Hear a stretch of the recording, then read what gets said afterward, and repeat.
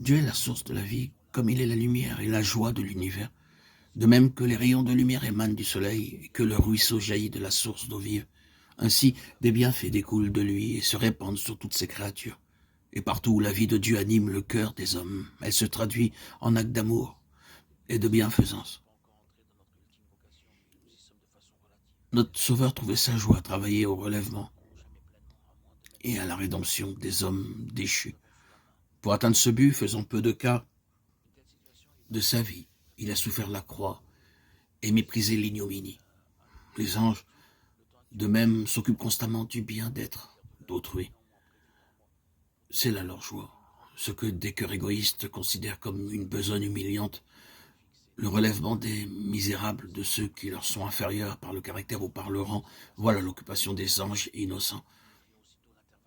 L'esprit de renoncement et d'amour qui caractérisait Jésus-Christ remplit le ciel. Il est l'essence même de la félicité qui y règne. C'est aussi l'esprit que posséderont tous les disciples de Jésus, c'est là leur œuvre.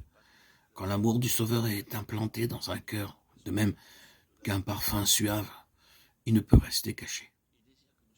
Sa sainte influence s'exerce sur tous ceux avec lesquels il entre en contact. L'Esprit du Christ, dans un cœur, est comme une source jaillissante dans un désert. Il rafraîchit tous ceux qui s'en approchent et crée chez ceux qui sont près de périr un désir ardent de se désaltérer à la source des eaux vives.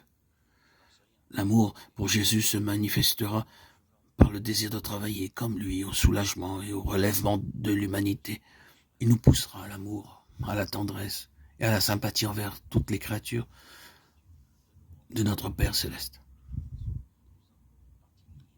La vie terrestre du Sauveur n'a pas été une vie d'aise et d'égoïsme.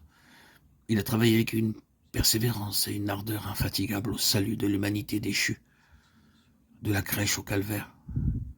Il a suivi le sentier du renoncement, sans chercher jamais à éviter les travaux ardus, les voyages pénibles, les soucis qui accablent et les corvées qui épuisent. Il disait, le Fils de l'homme est venu non pour être servi, mais pour servir et donner sa vie en rançon pour beaucoup. Matthieu 20, 28. C'était là le grand but de sa vie. Tout le reste était pour lui secondaire. Sa nourriture était de faire la volonté de Dieu et d'accomplir son œuvre. Le moi et ses intérêts particuliers ne trouvaient aucune place dans ses labeurs.